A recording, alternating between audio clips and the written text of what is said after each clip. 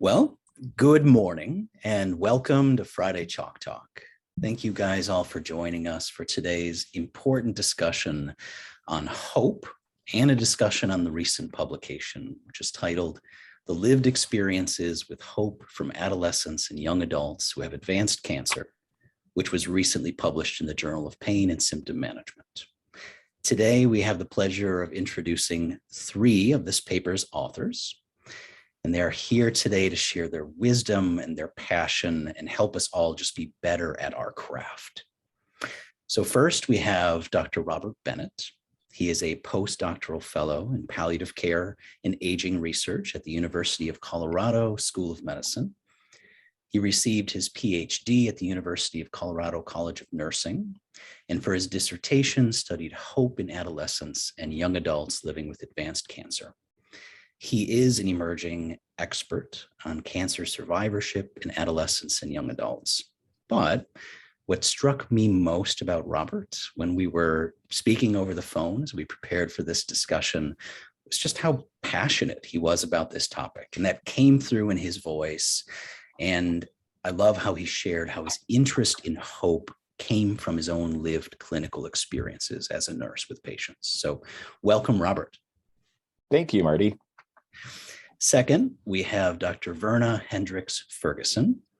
She is the Irene Riddle Endowed Chair and Professor at Trudy Bush Valentine School of Nursing at St. Louis University. She's a fellow in palliative care nursing by HPNA, and she's recognized as an expert in palliative and end-of-life care research for children and adolescents with cancer.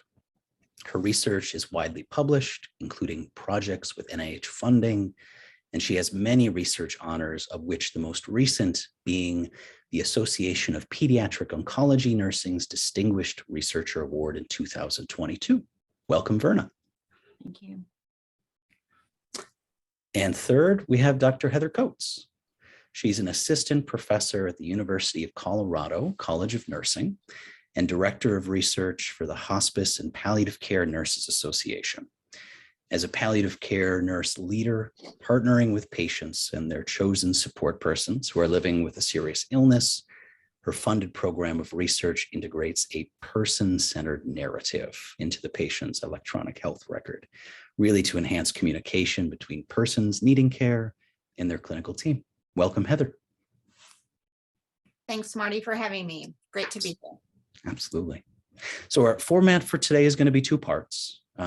We've agreed to discuss 6 topics as part of our discussion, and then we'll leave a few minutes at the end open for audience to ask questions or offer any commentary. So with that, we'll jump right in. So we start with really, what is hope? And why is hope so important to our patients and to the palliative medicine team? So we agreed that I would start with this response. And so it's a really good question. The definition of hope has been described by many disciplines: psychology, social work, nursing, and it's also been, definitions have been created according to the different age groups. Defining hope has also been described as subjective and complex because of its subjective nature. And there's still no universal definition for hope across the lifespan. Because of my dissertation work on the study of hope with adolescents with cancer, I always like to refer back to Dr. Pam Hines' published definition of hope, and she has a hope instrument that supports her definition.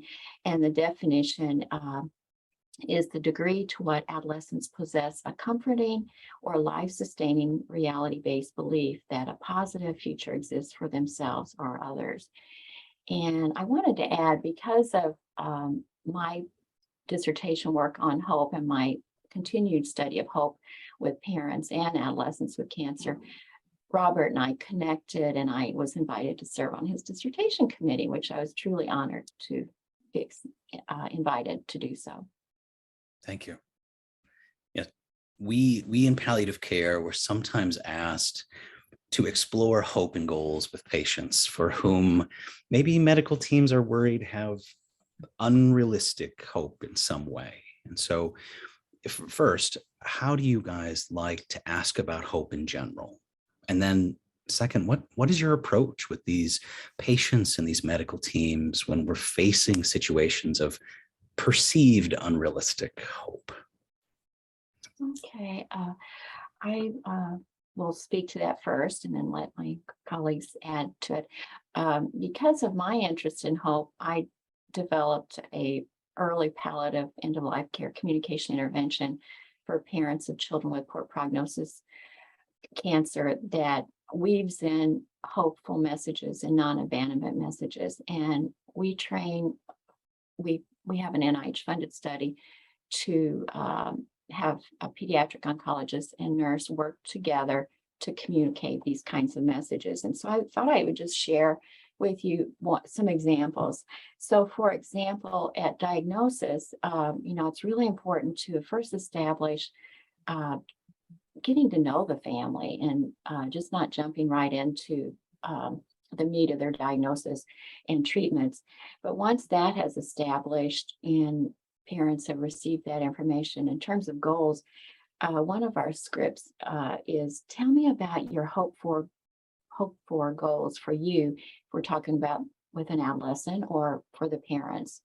And depending on their response, then that allows the clinician to respond related to their assessment of where their parents are.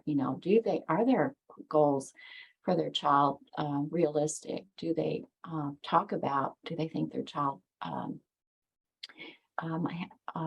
has a change in prognosis, or do they understand the prognosis information they've received? So that is one of our questions. Now, if the child's cancer has advanced or relapsed, or they failed treatment, this is another example. We will provide the best possible treatment for your child's disease while also focusing on optimizing comfort and quality of life, and we will hope with you for the best possible outcome. And then depending on the parent's response, then or they might pause and just be silent. We like to add, together we will always hope for the best. And with this intervention, we use visual aids that show hope and working together as a team. So that's my recommendation. So, Yeah, I appreciate that reframing hope, right? You're highlighting how important it is to preserve hope, always finding a way to do so. Because we were talking about this earlier, that sometimes clinicians are guilty of taking away hope. Done, I think, with good intention, trying to improve realism, but I've never seen that actually be helpful, right? Instead, it seems to be devastating, right? It burns bridges, it destroys rapport, it demoralizes patients. And so, again, I appreciate you highlighting that importance of preserving hope. Right. And in terms of a communication intervention or clinician or training, the literature's documented that physicians and nurses have not received a lot of training of how to communicate hope and palliative and end-of-life care information. And there's a lot of reasons for why that there's delays in that type of communication. But there's always something positive to hope for. It might be hoping just not to be in pain today, or maybe this weekend grandma's coming, or maybe if it's an adolescent, they've got a basketball game they want to go to. But there's something that we can focus on and try to bring positivity to their thought process. So I totally agree. Thank you. Yeah. Your guys' paper, it really highlights how fluid hope is for our patients. Can you tell us a bit about this fluidity and how that might inform our own approach as a clinician? Yeah, I can speak to that. During my dissertation, we learned hope is something that is constantly evolving for AYAs while receiving treatment for cancer. Their long-term hopes for the future, such as career, family, and life aspirations, they remained intact. But during cancer treatment, their short-term hopes took precedence over long-term hopes because they were essentially in survival mode. Sometimes this meant just getting through the day or getting through their current chemotherapy cycle and managing to avoid any health-related setbacks. This short-term focus carries implications for how palliative care clinicians may better communicate with AYAs. Perhaps this may mean clinicians help AYAs adjust to their new normal by identifying new short-term hopes as part of patient-centered care. Mm. Mm. Yeah, yeah. I know that your paper, it's part of a larger study.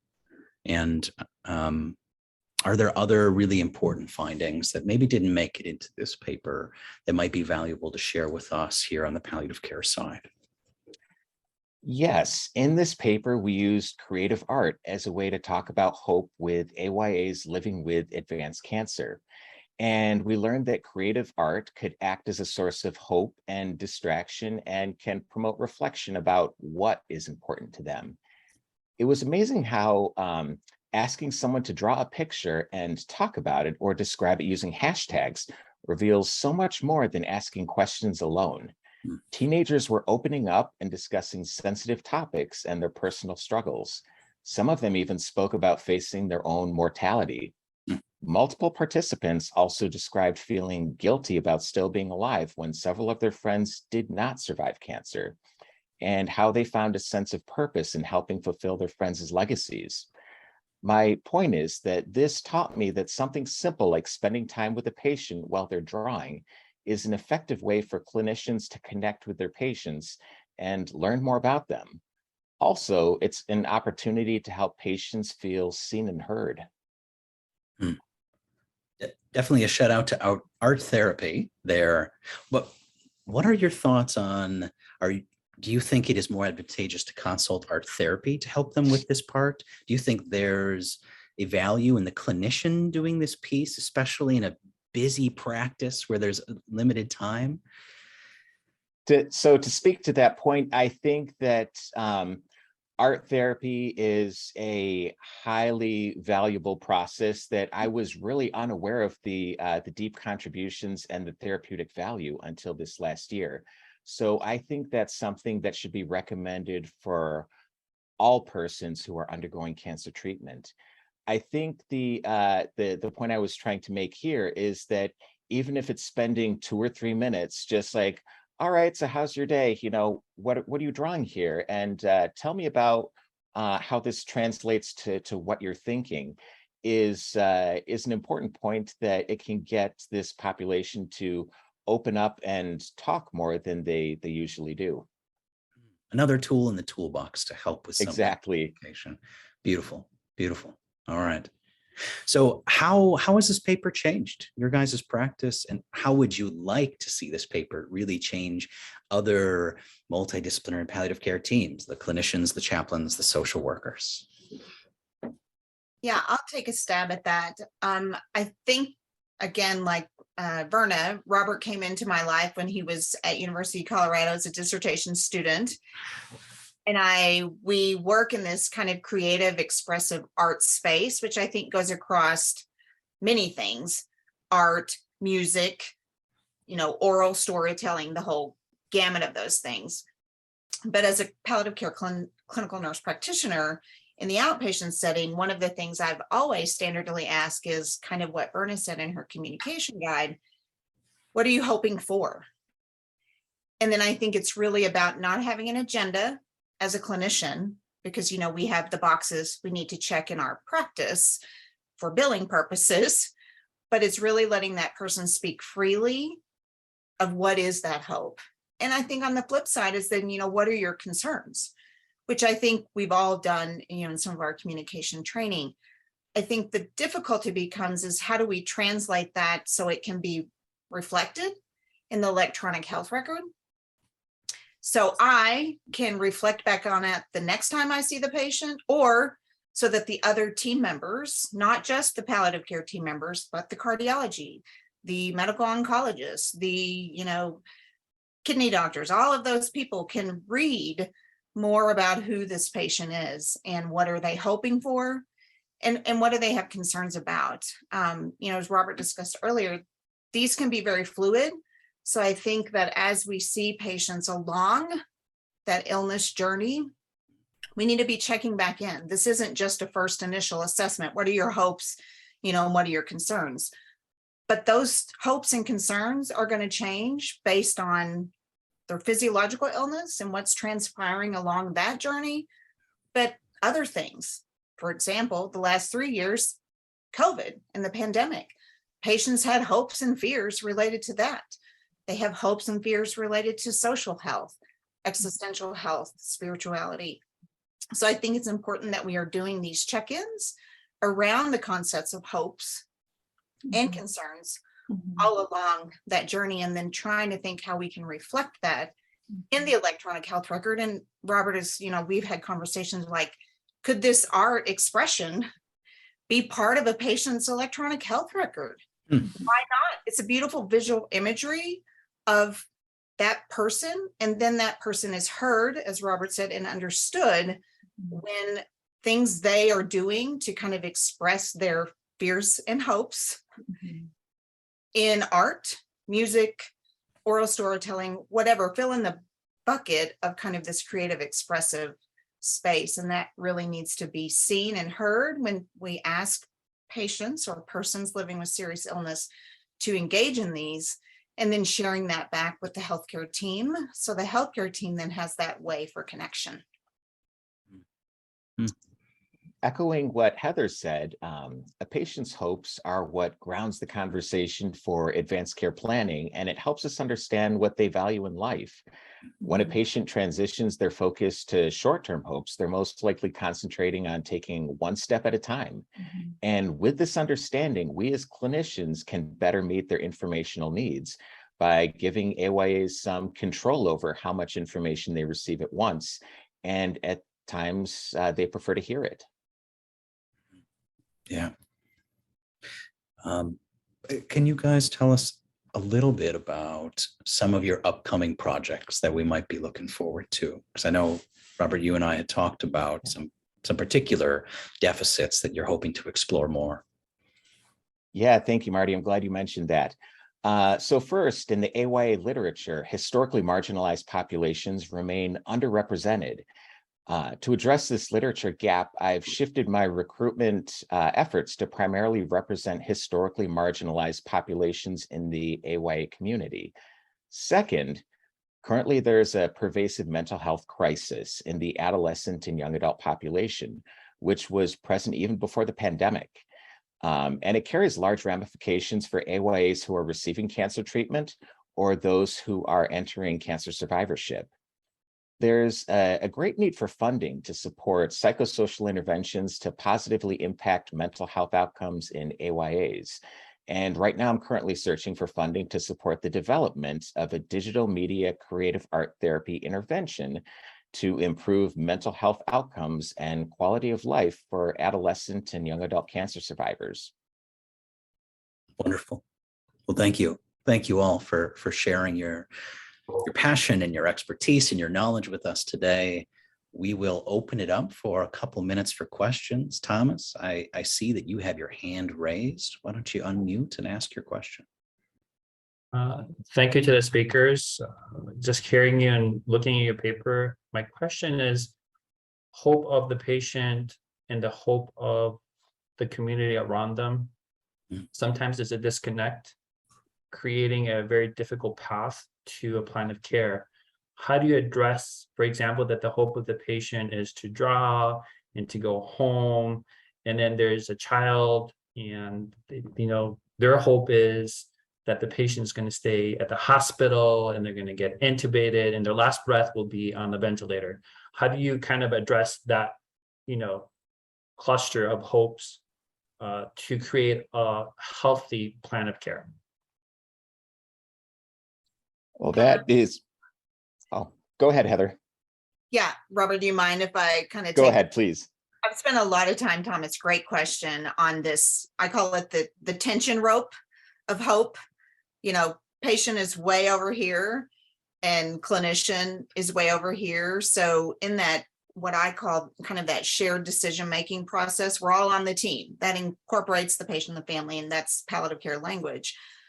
But and I literally sometimes use that tension hope. I'm like, we're all on this hope continuum, and I'll have that conversation with the families and the patient if the patient is able to be part of that conversation, because maybe they're already, on a ventilator. So it's this conversation with families. And I say, there's a range of these different hopes. And so sometimes time trials can be very helpful, where we say, well, let's do a time trial if they're already having these, multitude of biomedical interventions that are happening to sustain life, have them with us on this, this side of the earth, and say, let's try for 3 years and let's watch these things. And then we can see where we're moving on this hope tension of like, are we moving towards improvement in physical illness, like labs, respiratory, ventilator settings, all of those things. And let's sit here for 24 hours. I think for families, it's even more important because they perhaps are holding on to unrealistic hopes. And so letting them say, I'm not sure we're going to achieve the hope that you're having, but just like Verna said, we're hoping for the best, but let's talk about what might be the other side of that hope tension rope, like the worst, right? Hoping for the best and preparing for the worst. Here's the worst, and trying not to squash, or what we call, burn people's hopes that they have, and say, let's spend the next 24 hours together watching these things, because they have no idea of the, the biomedical stuff, and say, let's watch the kidney functions. Let's watch the ventilator settings, like giving them something very tangible to hold on to in the biomedical world. And as that family comes to realization that their hope, perhaps, like, we're not saying your hope is unrealistic, we're letting them come to that realization of, wow, it looks like they're getting worse. It looks like they're getting worse in the physical realm. They're getting worse. They're getting worse. And just traveling along that with them, which I think is really hard. And that's why we get consulted in, these conflict oriented ICU cases, because families are going, do everything. The healthcare team, who aren't the palliative care team, perhaps, are saying, we don't want to keep doing this, or put them on ECMO, or put them on dialysis, or all of those things. But again, that palliative care team is the space to come and find what I call shared decision-making, which we've all talked about, know about. And it is about bringing in the biomedical knowledge to patients and families, and then sitting with them and saying, we're hoping for the best. Here's where we're thinking from our expertise. And let's take a time, right? Let's take 24 hours, see how your family member does, your loved one, whatever language, the family is using. And just pause, because a lot of time that's pretty tense, right? Everybody's all tense, and clinicians are tense, families are tense, and just say, let's take a pause, just like we do in our normal life with our families, right? We have tense, like, okay, everybody just take a pause. Let's take a pause. Let's set some goals, like some hard structured goals that we're going to watch and follow along these hopes that you have for your loved one. And let's see if we can achieve them, versus us saying, that's an unrealistic hope and your loved one's not going to get better. Because I've been in the flip side of that, where I've had that conversation, and guess what? I'm saying, now they're not going to get better. They're not going to get better. And then suddenly they do. Now we've created a patient and a family who are like 2 years down the road, when someone's illness has an exacerbation, going, get that palliative care team out of here. They're horrible. They just wanted to talk about the patient, my family member dying all the time, and I don't want to have palliative care. So I think it has long ramifications along someone's serious illness trajectory, as patients and families experiences. If they haven't experienced that their hopes are squashed, then they're going to say, I don't ever want to have palliative care in hospice to care for my family member or for me. And so it's, that balance of like seeing them as a human, hearing them, understanding that their hope, in our mind, right? We're back in the unit going, that's an unrealistic hope. And we're having that conversation amongst our team, but saying, okay, let's allow that. Let's give some time for the family to process what they've just heard about this very concerning, on our side, illness progression. And then let's meet them again and keep having that same conversation based on the knowledge that we have from the biomedical side. And I have most of times had patients, families come around. And I think the other thing we can help families do is think about their loved one.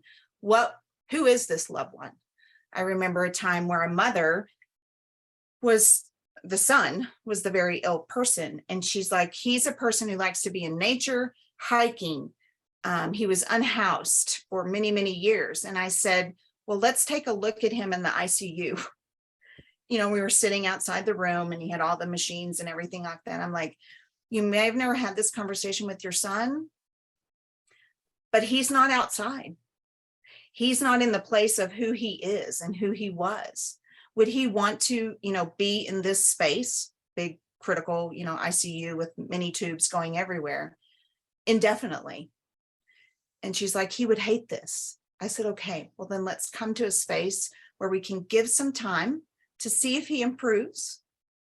And if he doesn't, then we can think about getting him to those spaces where it would be comfortable. And we were, within 3 to 4 days, able to transition him to an inpatient hospice because he needed lots of cares. He wasn't able to go home with the mom. But just having that moment and giving that space and time to have the mother be able to have time with her son, because it was actually an estranged relationship. So she needed to have that time. And there were many things, we could do for the patient to keep them here with us so she could have that time. And then, then it got transitioned to hospice. But at the beginning, got called in as palliative care because there was great tension. Mom's like, do everything. And the healthcare team's going, we should be doing nothing. So I think time is an important aspect here to allow families to have that processing time.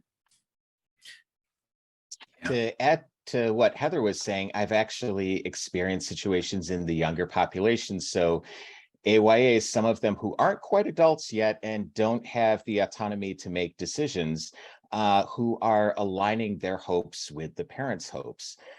So for example, when I was on call one night, I had a 17-year-old who was up at 2 a.m. and just wanted to sit and chat.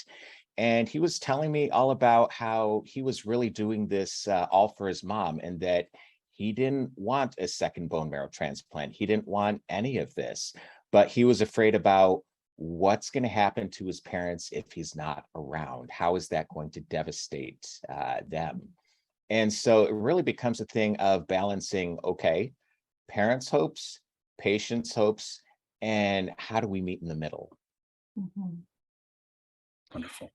Yeah, and if there's time, I just wanted to add, with my hope intervention with parents of children with cancer, we start out, these are parents that have, in our study, have less than a 25% chance of survival based on current science. We show them visual aids, and we have one of our visual aids has 3 circles in it. One of them talks about cure, one talks about slow the cancer, and then one talks about comfort.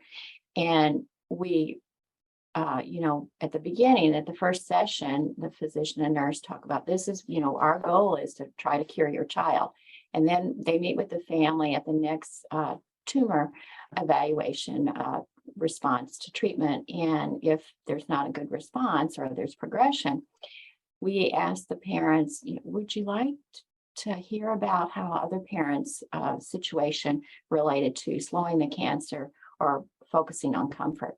And that has really kind of eases in their consideration of other hopes too. So it's another approach, and that's what we're testing right now. Wonderful. I think that's a perfect place to end on this Okay. Friday morning. So Robert, Verna, Heather, thank you. We're grateful for your time. We're grateful for your passion, your expertise. Thank you for being here with us today. Thank you so much. Thank you, Marty. Absolutely. Have a great weekend, everybody. All right, bye. Bye. Bye.